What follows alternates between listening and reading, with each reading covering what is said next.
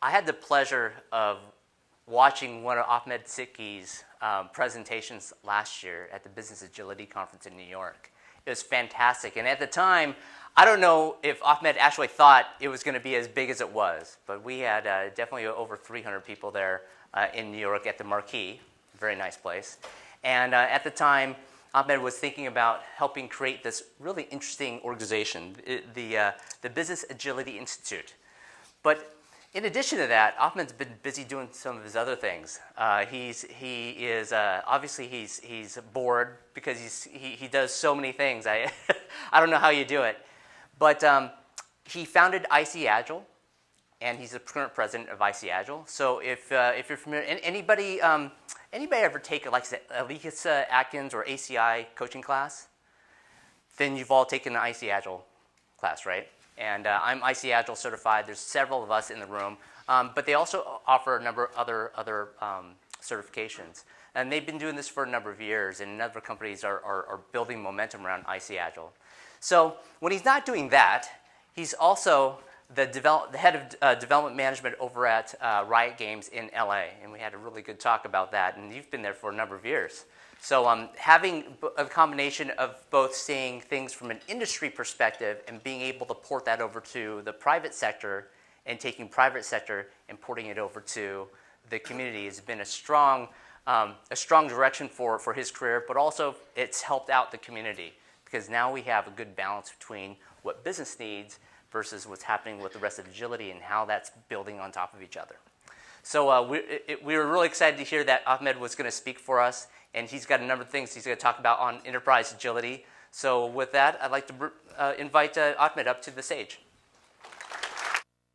All right, thank you. Good morning, everyone. How you doing? You ready? Awesome. All right. Can I get my slides up? Because I don't know what Stacy has next. Exactly. All right. So we're going to be talking about leadership and agile leadership today. And I'm going to focus on one of my many hats. I'm going to focus on my Riot Games hat today. So who's heard of Riot Games? Okay, that's great because you're not really our target audience. So I'm glad at least some of you have heard of it. We're around 2,500 writers around the world, 23 offices, and basically we technically our Riot game, we have one game right now, but it is the largest game in the world. It's 100 million active monthly players. It's played in over 150 countries, localized in 17 languages. And really, our audience are core gamers. All right, so not the casual gamers, but core gamers. And what we're trying to offer them are gaming experiences. Now, I'm giving you this background because it's actually really important to the story that I want to share with you. So I need to give you a little bit of setting the scene. So in addition to game development, which is obviously something that we do day in and day out, but to design truly a gaming experience, you design a lot of other things around it. For example, cinematics.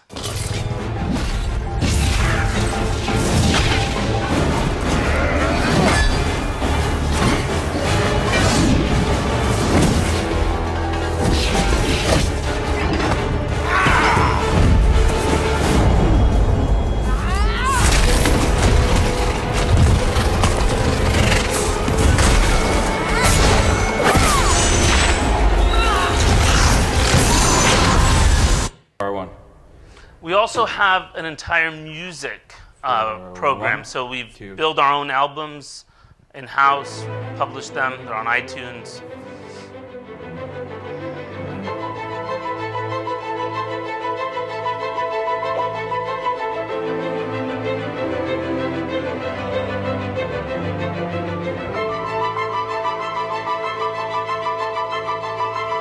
So from cinematics to music to infrastructure, we're the first game company to build our own network to lower the ping for players. So we are a very agile organization, but one of our challenges is how do you apply agile across developing cinematics, game development, music, infrastructure, very, very different domains. So when we talk about business agility, the entire business is agile regardless of what we actually do. It's not just for the game development. Our back office, our talent, our finance, our legal, they're all actually matrixed into cross-functional teams focused on certain initiatives that are customer-centric. Right? So we take this notion of agility really to the core. One of the other challenges was bringing agility to another one of our products, which is esports. Who's heard of esports? All right. So if you've never heard of esports, it really is what it sounds like. It's people playing games as a competitive sport. And this is huge. It's the fastest growing sport right now. Let me show you a quick clip. They're going to focus in on the Nexus itself and Samsung White. This is from our 2014 World Championships. What a sight. This is played in the same stadiums as the World Cup, for example. Right? I know. If you haven't seen this before, you're like, what did I just watch? What is this? I totally get it. But this is the world that we're living in. This is the world that we're living in. So from organizing events for 60,000 people to developing music to game development, this is what we do at Riot Games. And at the core of all that is world-class teams. This is really the engine for making all this possible. We invest a ton in our people and in our teams, and this is what I want to talk to you about today. How do these teams run specifically from a leadership perspective? But before we dive into that, again, more context. Context is critical.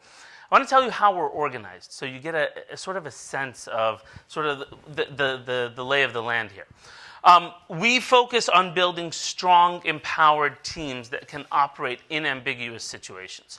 As you can imagine, a lot of what we're operating in are very new domains for many of us, very creative spaces. So the typical give me a set of requirements and I'll execute doesn't really work, right? When you're trying to find fun, when you're trying to find creativity, when you're trying to innovate, recipes don't really work. So what we do is we provide from sort of the top down just strategic initiatives, desired outcomes. Here's sort of the big beats that we want to see.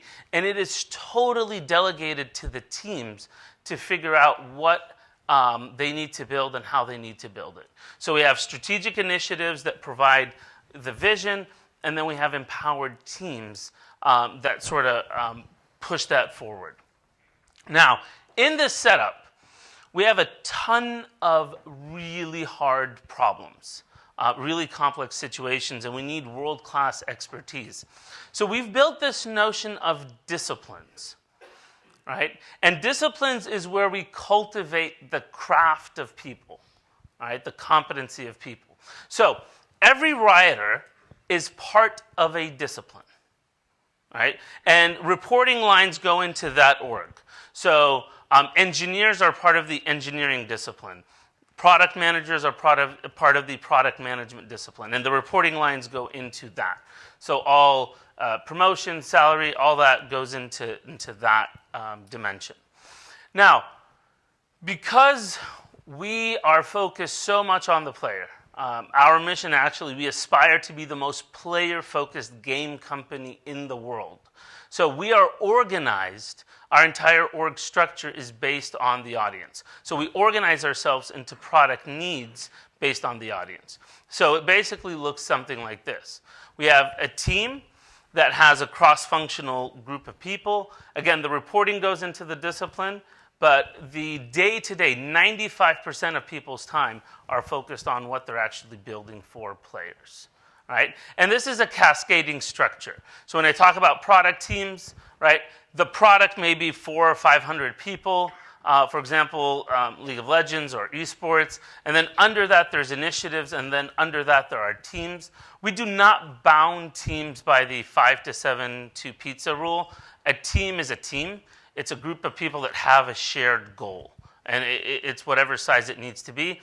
We have teams that are up to 30, 35 people, and then we break those down into pods that are extremely flexible. So the team identity and culture stuff revolves and is focused around the team that have a shared goal, but then the day-to-day operations are more into a flexible structure we call pods, and we change them all the time. Cool? I'm done with the context. All right, so let's get into the actual topic, leadership. So, to have world-class teams, leaders and leadership is a critical component. As I talk about leadership, I want you to keep in mind some of the typical Agile leadership roles that are out there, right? So product owner, Scrum Master, Agile coach, and then I put Agile project manager between quotes because we're not really sure what that is yet. Right? We're going to figure that out together. All right? Anyone here Agile project manager? Yeah, we think so. I don't know, but sometimes they call me that when they're angry. So I want you to keep these roles in mind when we talk about leadership. And the first question I'm going to ask is, how do you know that someone is a leader? How do you truly know someone is a leader? I mean, we've heard rhetoric, everyone is a leader. Not really. Right? Everyone has the potential to be a leader, I agree. But is everyone a leader? How do you know who is truly a leader? Is it by title? That's more authority. So there's a lot to talk about with leadership. But I am conscious of the audience. I'm conscious of the context we're in. And so I actually want to focus on 3 specific dimensions to know how someone is a leader. Leaders are accountable. Leaders make decisions, and leaders are followed. Now, I know leaders develop people, leaders mentor, I know there's servant leadership. However, the reason I want to focus on these 3 is I believe in the Agile space, and as organizations pursue an Agile journey, I think we're swinging a little too far away from some of the core principles of successful leadership, right? So we talk a lot in Agile about servant leadership, right? We talk a lot about stewardship. But I want to sort of balance the picture a bit, and I want to talk about these 3 things. How do you know if someone is a leader? They are accountable, they make decisions, and they are followed. And I'll dive into all 3 of these. I want to start with the first one. Probably the most interesting one for me is leaders are accountable. How many times have you heard that term in your organization? Accountability. 8 times an hour. Okay, so I promise you this is the only time I'm going to make you do an interactive exercise. But I do actually want you to take a minute and talk in your table. And I know you, as Stacey was doing the intros, a lot of you are sitting together as companies, so this is actually great.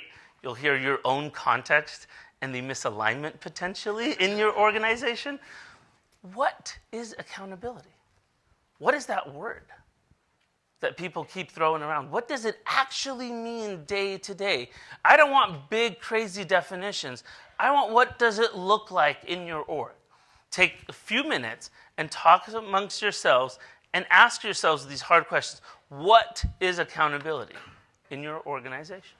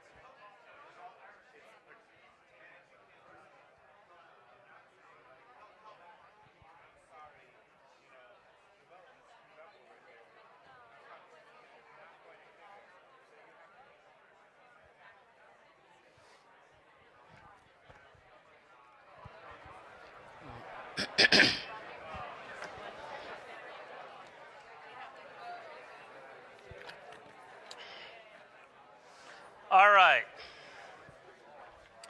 So, great conversations. We could talk about this for a lot of time, but I actually have a time box. So, a lot of us, as I walked sort of the room, we're talking about, responsibility, racy matrix, right? The difference between responsibility and accountability and ownership was a big discussion as well. Blame and no blame and all that kind of good stuff. And I think you guys are all on the right track. And I want to add to that. So to really talk about accountability, as some of you were talking about, you can't talk about it without talking about the concept of ownership. And I want to introduce you to a term, total ownership or extreme ownership, and it is a mindset. And the best way to articulate this mindset is through a TED Talk by the author of the book, Extreme Ownership. And this TED Talk is 15 minutes long, so if I actually run the whole thing, I'm going to be out of time really quickly. So what I did was I clipped the video and I sped it up a bit. So it's going to sound a little funny. I tried my best here, all right? But let me set up the context. So he's talking about, he's a Navy SEAL, and he's talking about an incident where they were in Iraq, and there was friendly fire, and in the fog of war, they actually ended up killing friendly people instead of the enemy. And we're talking about, in that context, he's going to explain the concept of extreme ownership. And it was reported up the chain of command what had happened. That we had fought and wounded and killed each other. And when we got back to base, things didn't get much better. There was a message waiting for me from my commanding officer. And it said, shut down all operations. It said that the commanding officer, the master chief, and the investigating officer were inbound to my location. And they told me to prepare a debrief to explain exactly what had happened on the operation and what had gone wrong. Now, I knew what this meant. It meant that somebody had to pay. It meant that somebody had to be held accountable. It meant that somebody had to get fired for what had happened. So, I began to prepare my debrief. And in it, I detailed every mistake that was made and who made it. And I pointed out every failure in the planning and the preparation and the execution in the operation. And I pointed out who was responsible for that failure. There was plenty of blame to go around. There were so many people that I could incriminate with guilt. But something wasn't right. For some reason, I just couldn't put my finger on who was at fault and who specifically I should blame for what had happened. And I sat and I went over it again and again and I struggled for an answer. And then when I was about 10 minutes from starting the debrief, that answer came and it hit me like a slap in the face. And I realized that there was only one person to blame for the confusion, only one person to blame for the wounded men, and only one person to blame for the dead Iraqi soldier. And I knew exactly who that person was. And with that knowledge, I walked into the debriefing room with my commanding officer and the master chief and the investigating officer were sitting there waiting for me, along with the rest of my men, including my SEAL that had been wounded, who was sitting in the back of the room with his head and his face all bandaged up. And I stood up before them and I asked them one simple question. Whose fault was this? One of my SEALs raised his hand and he said it was my fault. I didn't keep control of the Iraqi soldiers I was with, and they left their designated sector, and that was the root of all these problems. And I said, no, it wasn't your fault. And then another SEAL raised his hand and said it was my fault. I didn't pass our location over the radio fast enough, so no one knew what building we were in, and that's what caused all this confusion. It was my fault. And I said, no, it wasn't your fault either. And then another SEAL raised his hand, and he said, boss, this was my fault. I didn't properly identify my target. and I shot and killed that friendly Iraqi soldier. This was my fault. And I said, no, this wasn't your fault either. And it wasn't yours or yours or yours, I said as I pointed to the rest of the SEALs in the room. And then I told them that there was only one person at fault for what had happened. There was only one person to blame. And that person was me. I am the commander, I am the senior man on the battlefield, and I am responsible for everything that happens. Everything. And then I went on to explain to them some new tactics, techniques, and procedures that we were going to implement to ensure that this kind of travesty never happened again. And I will tell you something, it hurt. It hurt my ego, it hurt my pride to take the blame. But I also knew that to maintain my integrity as a leader and as a man, I had to take responsibility. And in order to do that, I had to control my ego so that my ego did not control me. And you know what? I didn't get fired. In fact, my commanding officer, who had expected excuses and finger pointing, when I took responsibility, when I took ownership, he now trusted me even more. And my men, they didn't lose respect for me. Instead, they realized that I would never shirk responsibility, and I would never pass that heavy burden of command down the chain and onto them. And you know what? They had the same attitude. Unlike a team where no one takes ownership of the problems and therefore the problems never get solved, with us, everyone took ownership of their mistakes. Everyone took ownership of the problems. And when a team takes ownership of its problems, the problems get solved. And that is true on the battlefield, it is true in business, and it is true in life. So I say, take ownership. Take extreme ownership. Don't make excuses. Don't blame any other person or any other thing.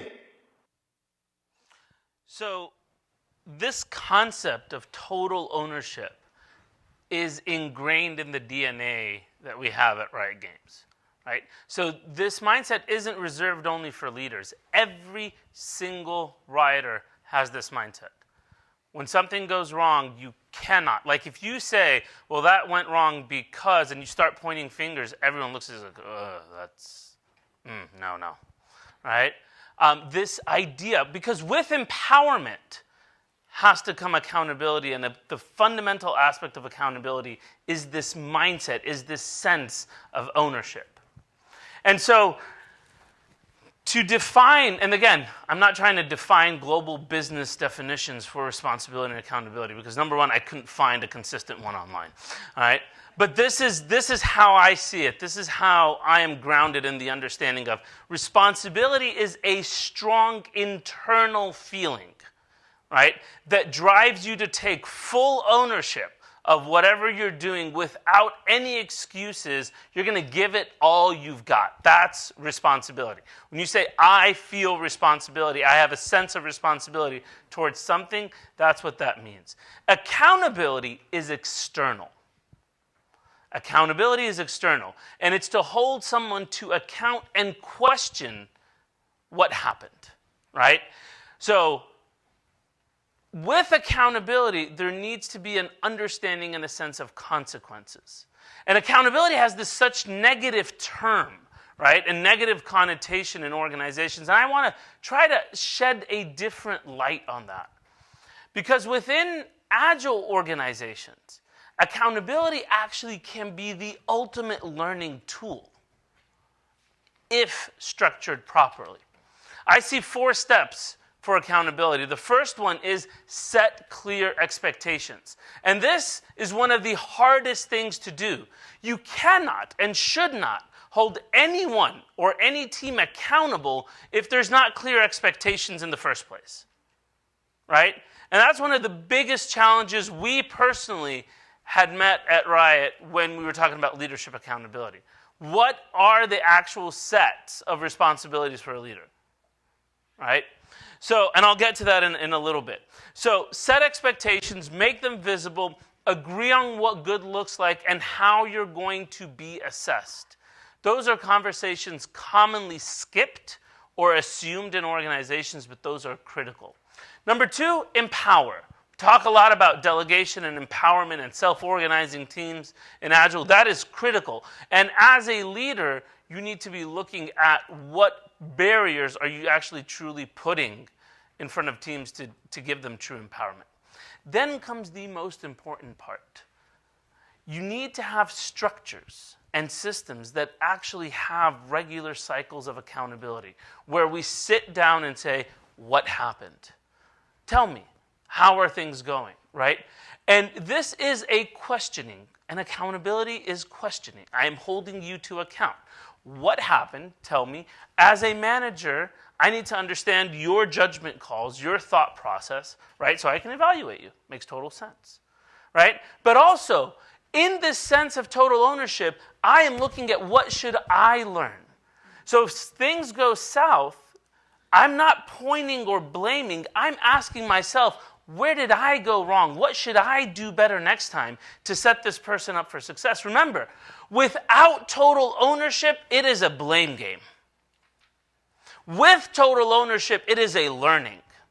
That one difference makes a huge cultural distinction, right? If I have a total ownership mindset and I'm questioning you, why did you do something wrong? Sorry, you're right in front of me.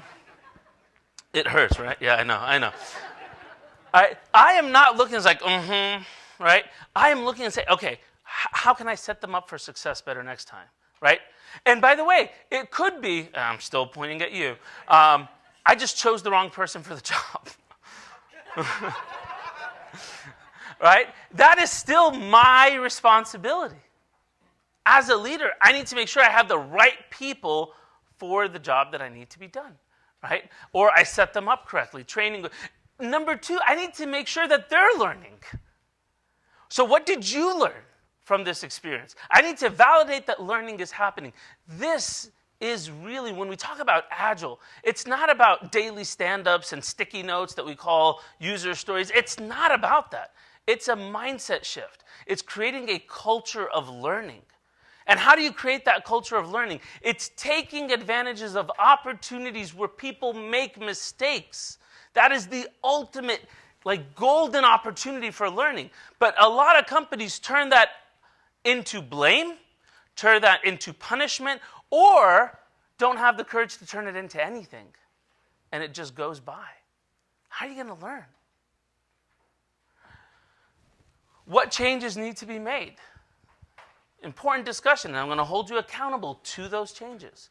The third is determining consequences. There has to be consequences, all right? But you have to, at the same time, give space for learning to happen, right? If I'm not giving space, and every single thing you do as you learn, I'm punishing you for it, then there is no learning that's going to happen systemically in the organization, because everyone will be terrified to try anything new, right?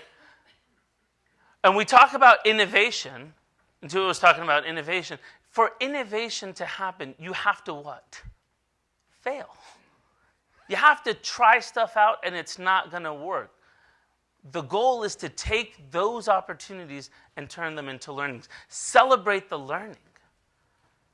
Celebrate the learning. Determine the consequence. Could be positive, could be negative, but there needs to be some.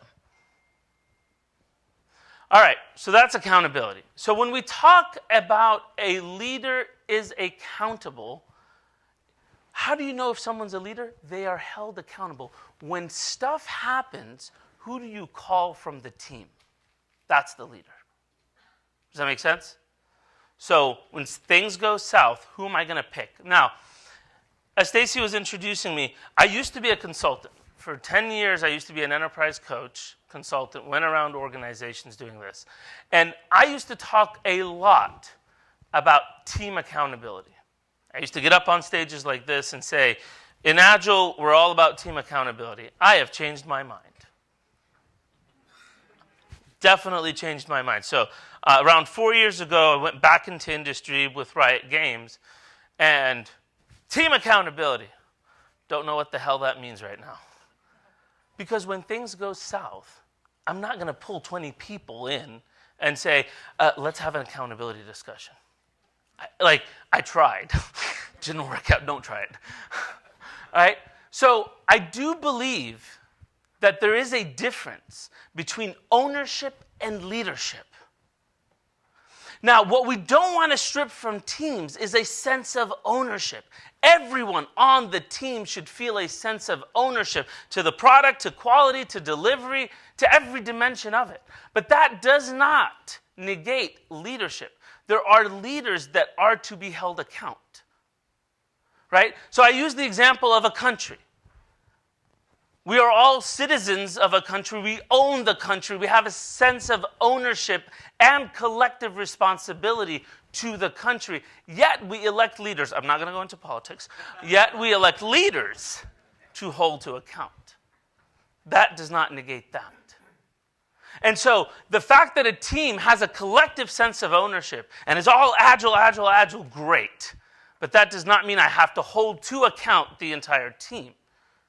I hold to account a leader, and it's the leader's responsibility to do what? To hold to account another leader, and it's a cascading effect to create learning. So I look at this and I say, okay, this notion of a single wringable neck that a lot of people in the Agile community are saying, don't talk about that. I'm actually saying, I don't know how else to talk about it except that from practice. As a leader, I hold people to account. The team should hold the leader to account. There is a single neck. If you are a leader, congratulations. That is your neck. All right, I'm going to move forward. I think I've got my point across. Number 2, and I'm going to spend less time on this, leaders make decisions. And as simple and as straightforward and common sense as this may sound, I have seen teams on an Agile journey get confused about this. I have seen leaders, product owners, scrum masters, coaches, feel guilty when they make decisions. I have many people come up to me and say, thank you for talking about this. And I'm like, why? The first time I gave this talk, someone came up to me and was like, thank you so much. I'm like, why?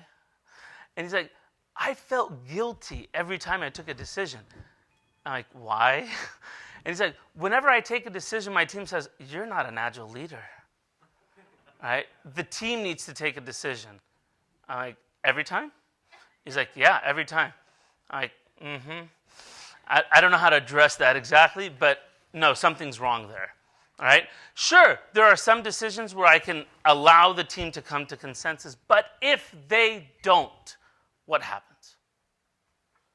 Do you have the authority to make a decision on your team? If you do, you're a leader. Number 3, leaders are followed. This is interesting. Leaders are followed, and you can see the small type I have there, regardless of stance and style. So in a Harvard Business Review article almost a decade now ago, they talked about 6 different leadership styles. So from visionary to pace setting to affiliative, democratic, coaching, commanding. And I don't have the time to go into those right now, but they're different stances. One is commanding, I will tell you what to do and I expect compliance. The other is I'm going to focus on building team dynamics. I'm going to set a vision. And you're going to follow, et cetera, et cetera. Regardless of your stance and style, you should be followed. And I'll give you a personal story here. So this is my team. And I am by nature more of a democratic, facilitative leader. That is my nature, right? So whenever we have a decision to make, I'm like, what do you think? What do you think? Right? And if the team comes to consensus, I'm like, great, I didn't have to make a decision. Right? Still held accountable. I didn't have to make the decision. Now, one morning, I get an email from my boss, who's the CEO, and he says, Ahmed, I want this. I'm like, okay, I don't have this. And so I send an email out to my team in a very commanding stance, commanding language. By so-and-so time, I need everyone around the world to send me this, right? I commute an hour and a half for my job, so I sent that email, closed my laptop, got in my car. Got into the office, opened my laptop, and I can't tell you how many Slack messages there were. Context, please, what is this about, right? And because my nature was to give context all the time and to allow people to make decisions, this was a new leadership stance for me to take with my team. Yet, everyone obeyed and did what was expected, right? Even though they gave me hell about it, right? And they asked me questions, they did it. That is important, right? Because I see some people that are followed when they're in facilitative mode, but if you need to change your stance and take a commanding stance, they're like, no, no, no, you're not allowed to take that stance. Then there's something imbalanced about that leader. So, leaders are accountable, leaders make decisions, leaders are followed. You guys agree? 3 things, yes? All right, let's go back to our typical Agile leadership roles. And I want you to reflect for a minute here. Product owner, are they held accountable? Are they followed? And can they make decisions? Depends on the org. Totally. Some of you are like, yes. Some of you are like, I don't know. Who's my product owner again? Agile coach, are they accountable? Are they followed? Can they make decisions? Right? Et cetera, et cetera. Now, I want to tell you a little bit about the history of these roles. I think it's important. So, I'm going to go to the days pre-Agile. Remember those days? Oh my God, it was so much simpler. No, things were understood. There's the business in another building across the street, okay? And they do their thing. And then we're the technology group that are allowed to wear jeans on the other side of the campus. And then project managers in the middle. Poor old, anyone was in that red side? Yes? Okay. Oh my God, I remember those days. It was rough, right? Who was accountable? They were. They were accountable. Their neck was on the line. And how did they get work done? Miracles, I understand. But basically, it looks something like this. Okay, you need to get work done. You go and beg and borrow, and you get a team. You get a half of this developer, a quarter of that, an eighth of that.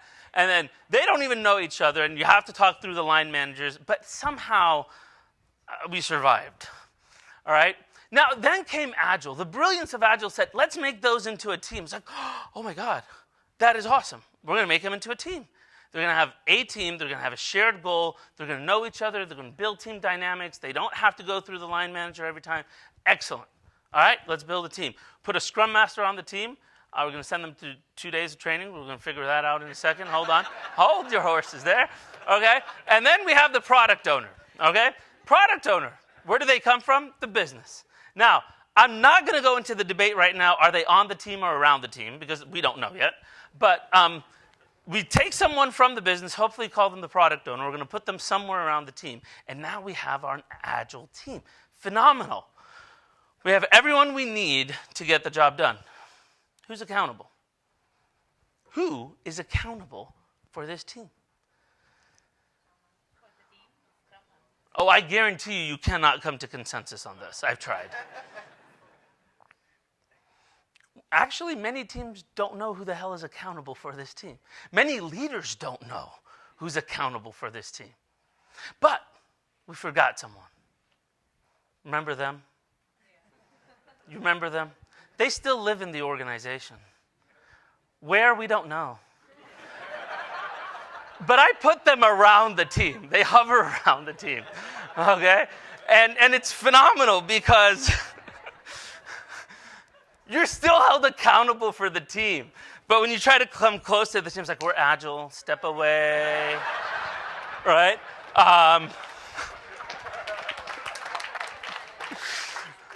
And I'm like, but I'm still accountable.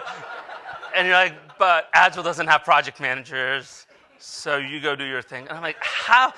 I'm not sure how to approach them. So we hire the Agile coach, right? And then I really have no idea who's accountable for the team. And it's this interesting dynamic. I don't know what to say. Now, again, this is real. How real is this for some of you? Okay. So I'm not making this up. All right. This is the problem I have seen in many organizations. And the typical answer I used to get up on stage and say is like, hold the entire team accountable. How? You need to have courage. You need to have values. You need to have... I'm like, how? How do I do it? So, again, at Riot, we tried a different experiment. We walked into this and we're like, this isn't working for us.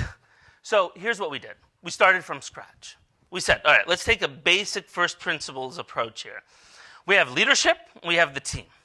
All right? We're going to start from there. First thing is we want to encourage collective leadership. We want to encourage team leadership, not the wholly one leader. Right? So we broke down leadership into multiple leadership roles, hats. Okay?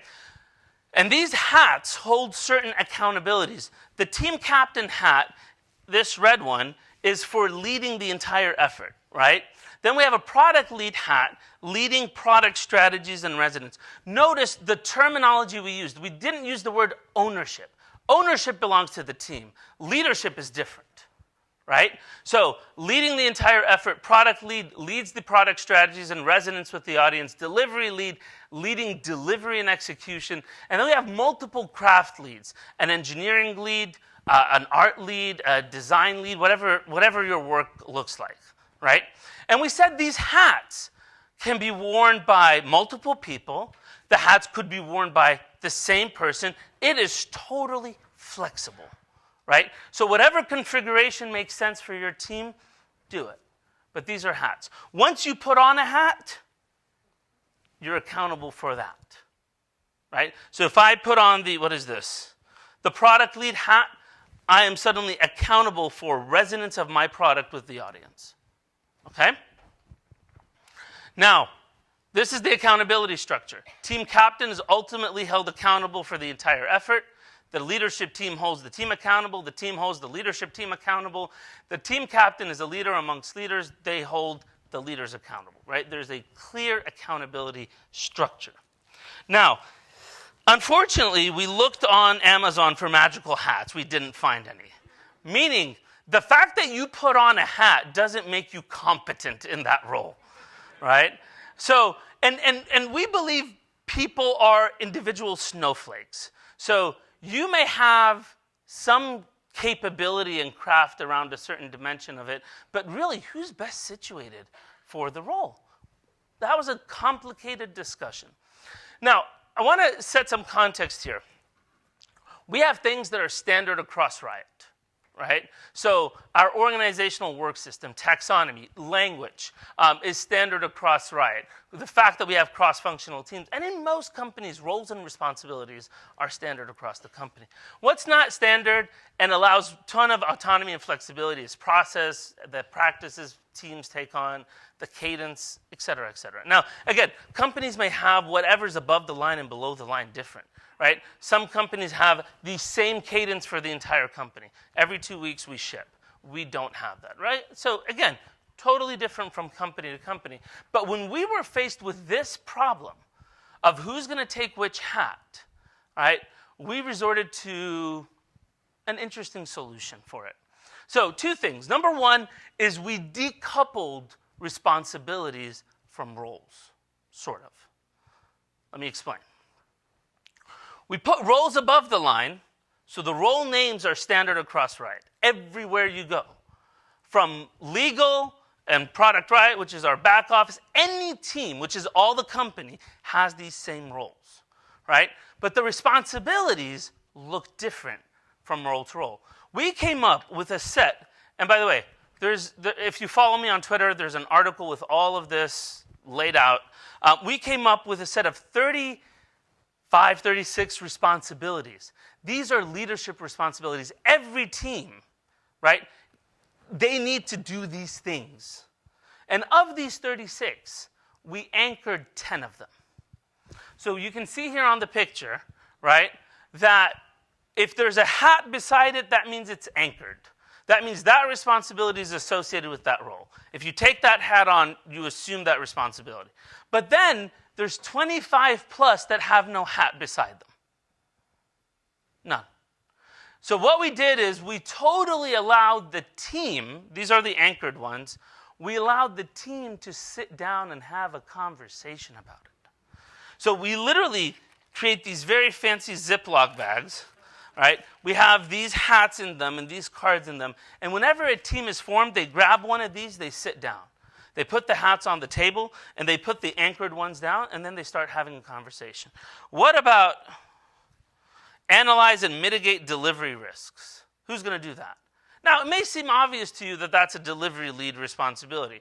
But what if the delivery lead doesn't have any great training or great knowledge of risk mitigation? Does that mean like, uh-oh, I got to do that now because it's part of my hat, but you're with me, you're the product lead, but you actually have experience here. Take the card. Right? Let's have that discussion. Take the card. Right? But the whole team sees that you took the card. So when we hold people accountable, clear expectations. So that's all transparent to the team. Right? And when they go over this, they talk about them, and this has led to amazing discussions. Right? Discussions where people have volunteered themselves out of a role because I actually don't want to do that. Right? I want to do the product lead, but not the team captain. Right? Because one of the things about team captain is providing psychological safety and creating the right culture for the team. That is not easy. But usually we just put either the delivery lead with the team captain hat or the product lead, but they may be great at what they do, but they can't create the right culture in the team. What do you do? So by separating them, by decoupling them, we allowed a ton of agility and transparency for the team to determine what they need to do. Number two, we invested a ton into developing and growing craft and competencies for people, right? Because again, now that we have these hats, great, but anyone can wear the hat. So we have programs within Riot that when you have a hat on, there's support, right? So you may not have all the skills, and no one on the team may have them, so you're still the best person to take that risk, but where do I go learn? Right? And we did a lot of that. And again, my other hat on, the ICAgile hat, that's where we used the ICAgile learning roadmap to help with that. Right? So it's an entire journey of learning for people. So the Agile leadership roles at Riot. Here's what they are. Team captain, product lead, delivery lead, craft lead. It made things clear. Who's accountable? When you have a hat on, you're accountable for it. Right? You can make decisions around those dimensions.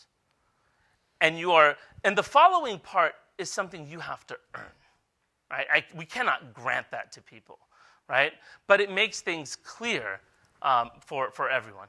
This is a cascading effect. So the product team has a leadership team, they have hats. Initiatives have leadership teams, they have hats. A team has a leadership team, they have hats. This hat thing cascades all the way from the CEO. So I am the delivery lead. I have that green hat or the blue hat for the entire company, right? So that cascades down from the top all the way down. So that's our story. Leaders are accountable. Leaders make decisions. Leaders are followed. That is a dimension we don't talk about enough, I believe, as we're on this journey to Agile. We talk a lot about the typical Agile roles, which are great. But for us, they didn't work. For you, if they work, great, keep them. If they don't, experiment. Try new things out. I think that's the essence of being Agile. Thank you.